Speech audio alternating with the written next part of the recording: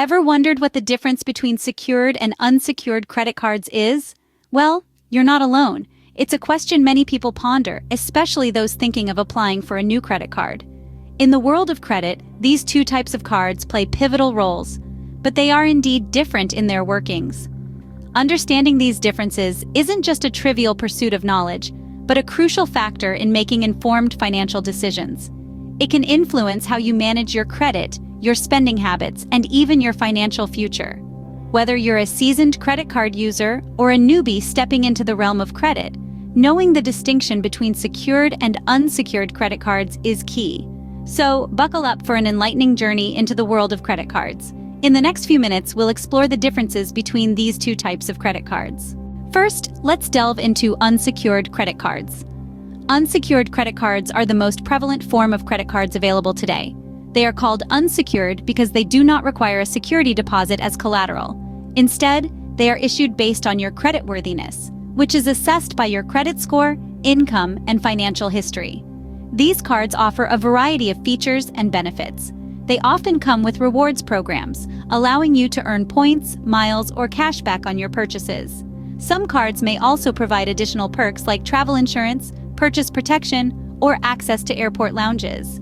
They're a great tool for building credit, as responsible use and timely payments can help improve your credit score over time. However, unsecured credit cards also have potential drawbacks. They often carry higher interest rates compared to other forms of credit. If you carry a balance from month to month, you could end up paying a significant amount in interest. The credit limit on an unsecured card is determined by the card issuer and is based on factors such as your income and credit history. Essentially, it's the maximum amount that you're allowed to borrow on the card.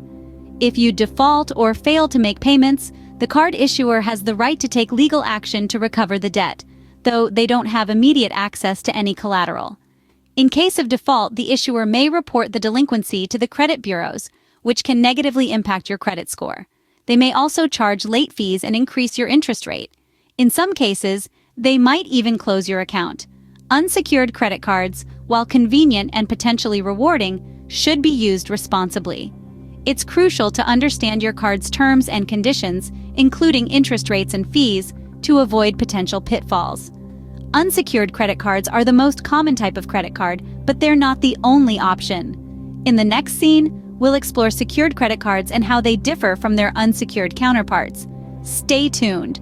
Now, let's turn our attention to secured credit cards. Secured credit cards, as the name suggests, are secured by a cash deposit that you make when you open the account. This deposit acts as a safety net for the credit card company. It's a form of collateral, which reduces the risk for the lender and makes it more likely for individuals with poor or no credit history to get approved. The features of secured credit cards are largely similar to those of traditional or unsecured credit cards. You receive a monthly bill, make purchases up to a certain limit, and are charged interest if you carry a balance. But there's one key difference. Your credit limit is typically equal to the amount of your deposit. The benefits of secured credit cards are numerous. They're easier to get if you have a low credit score or no credit at all. And if used responsibly, they can help you build or rebuild your credit over time.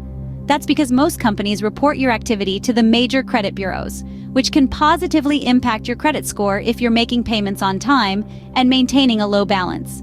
But, like all financial tools, secured credit cards are not without potential drawbacks. The initial deposit can be a hurdle for some, especially if a higher credit limit is desired.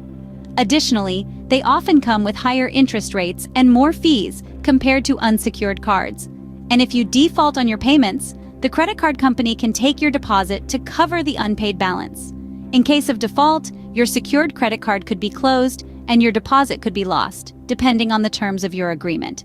It's important to read and understand these terms before opening a secured credit card account. So to sum up, secured credit cards can be an excellent stepping stone towards a healthy financial future.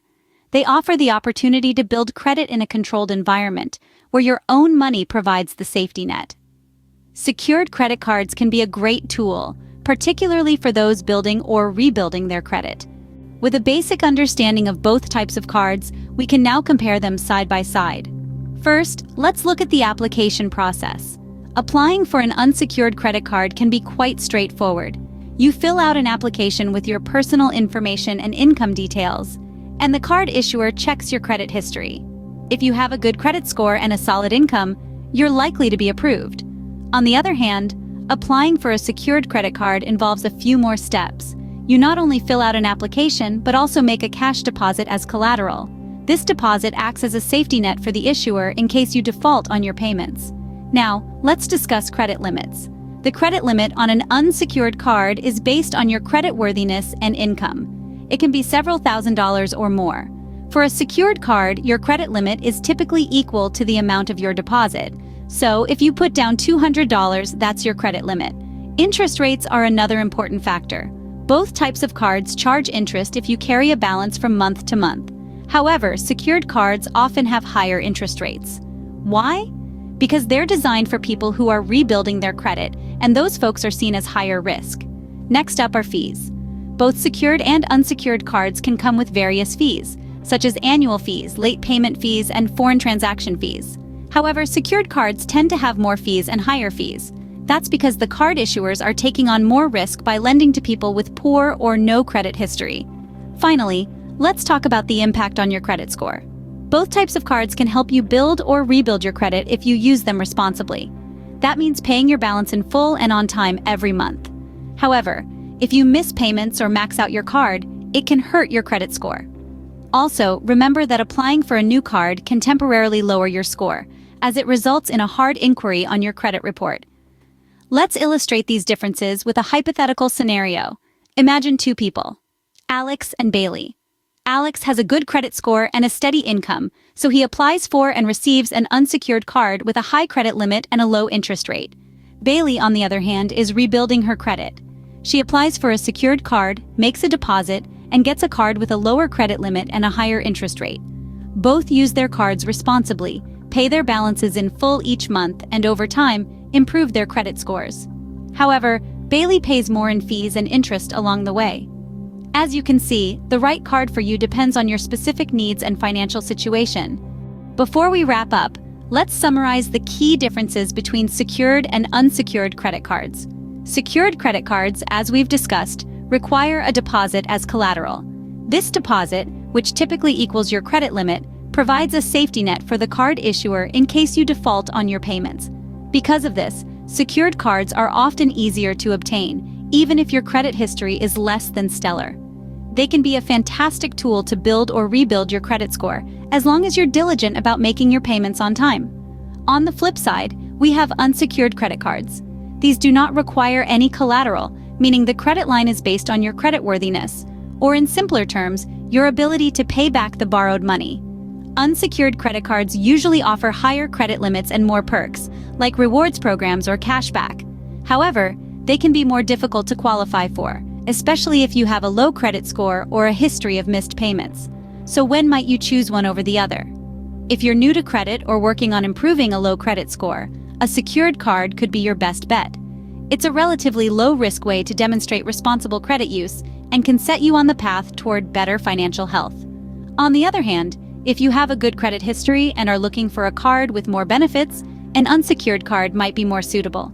With higher credit limits and rewards programs, they can offer more long-term value, assuming you use the card responsibly. It's important to note that while both types of cards can help improve your credit score, they can also harm it if not managed properly.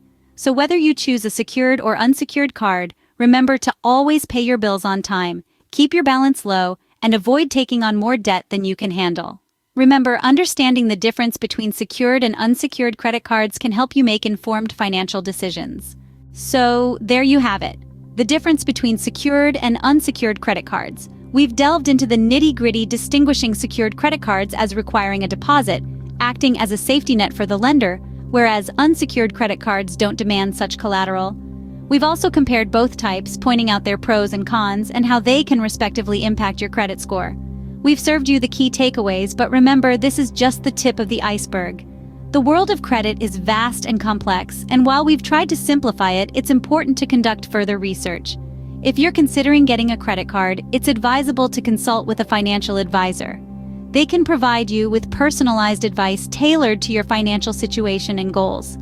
Thank you for joining us on this journey through the world of credit cards. We hope you found this information useful and that it helps you make the best financial decisions for your circumstances.